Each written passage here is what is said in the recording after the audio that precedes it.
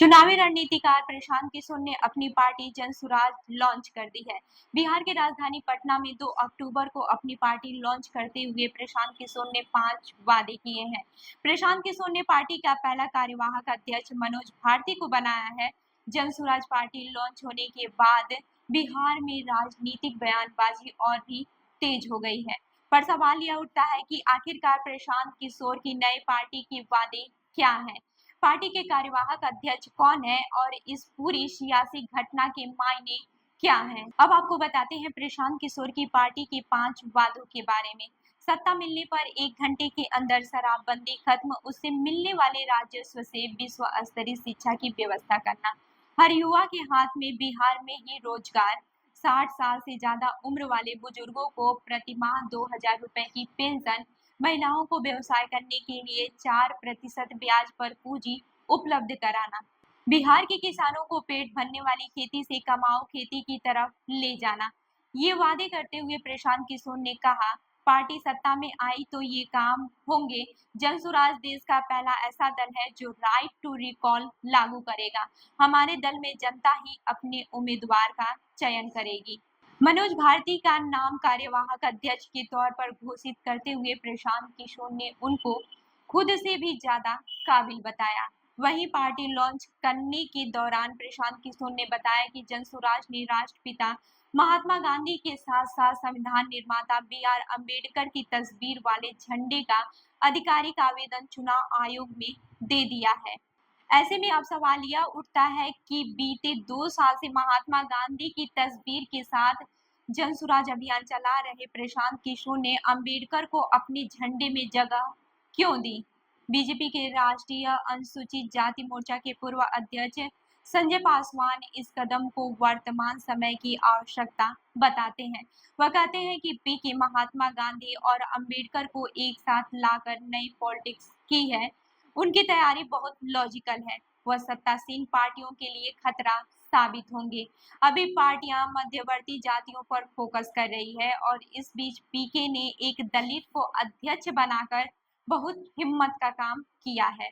प्रशांत किशोर की राजनीति को पहले ही पॉलिटिकल थिंकर्स डीईएम यानी कि दलित अति पिछड़ा और मुसलमान केंद्रित बता रहे हैं।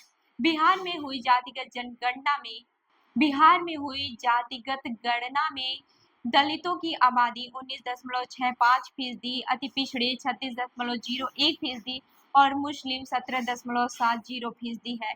पूर्व डीजी होमगार्ड और जनसुराज के संस्थापक सदस्यों में से एक राकेश कुमार मिश्र कहते हैं, आज की राजनीति में हमारी लड़ाई धर्म आधारित राजनीति करने वालों से है, मुख्य तौर पर बीजेपी से। धर्म आधारित राजनीति ने हमारे राजनीतिक पूर्वजों को अपने फायदे के लिए अलग कर दिया है, लेकिन हम दोनों को एक ही झंडे में लाकर गांधीवादियों और अम्बेडकरवादियों को एक होने का संदेश देना चाहते हैं। लेकिन पार्टी बनने की पूरी प्रक्रिया में सबसे ज्यादा अहम प्रशांत किशोर ने पार्टी में खुद को बैक स्टेज में रखा है। जनसुराज पार्टी लॉन्च होने से पहले न्यूज एजेंसी एनआई से बातचीत में उन्होंने कहा, पार्टी बनाने के बाद जो काम मैं पिछले 2 साल से कर रहा हूँ वही काम आगे करता रहूंगा। मैं अभी अररिया सुपौल इलाके की यात्रा कर रहा था, 2-3 दिन बाद उसी इलाके में वापस जाकर यात्रा करूंगा। जब तक लोगों को जागरूक नहीं करूंगा मेरी यात्रा जारी रहेगी। वहीं वरिष्ठ पत्रकार फैजान अहमद इसे जाति के संदर्भ से देखते हैं।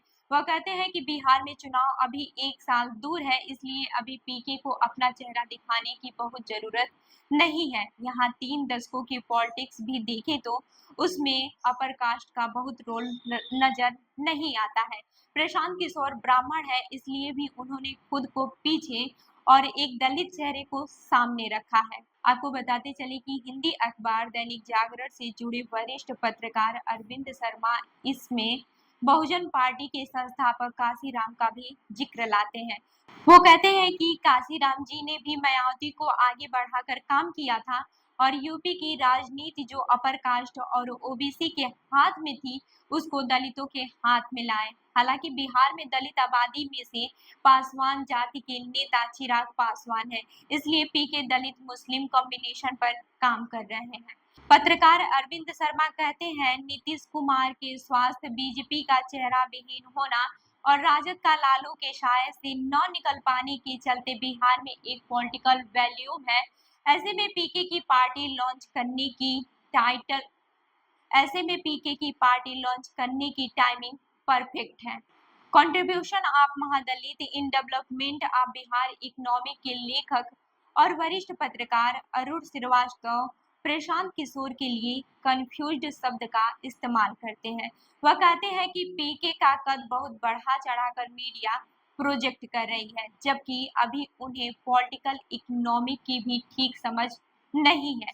वैसे भी जनसुराज पार्टी लॉन्च होने के बाद राजनीतिक बयानबाजी भी तेज हो गई है।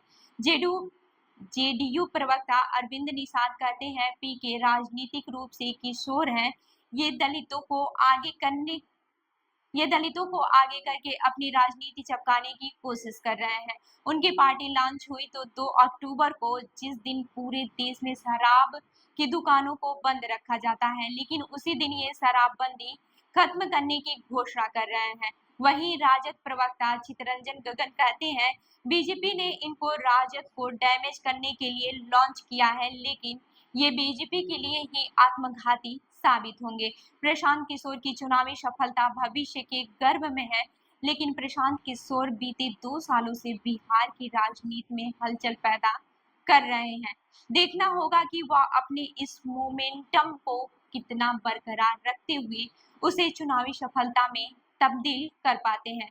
वैसे प्रशांत किशोर और उनकी पार्टी के बारे में आपका क्या कहना है, हमें कमेंट करके जरूर बताएं। मैं हूं रूबी आपके साथ और आप देख रहे हैं जनदर्पण न्यूज। धन्यवाद।